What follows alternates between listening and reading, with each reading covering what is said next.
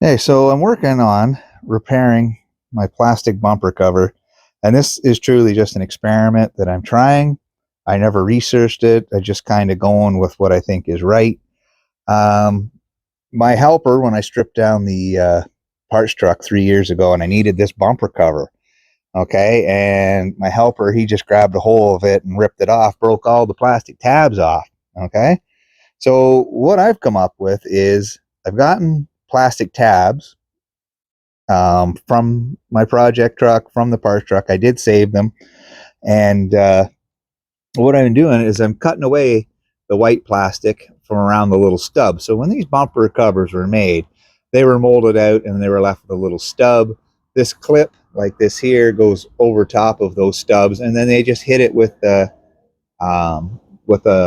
some kind of a heat probe or whatever, and they squish that down, and that locks that plastic into the white plastic. So what I kind of come up with is to cut away what I can of that white plastic and have spares, like I said, just like this, spare ones, just like that, okay?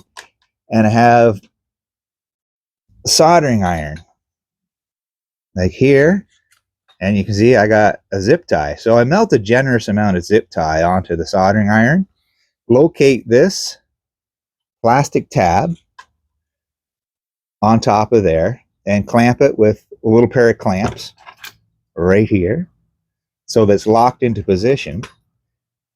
Heat it up from the backside with the soldering iron, and it kind of comes out looking like that. And that's stuck on there quite nicely. I'll let you guys know in the future how this works.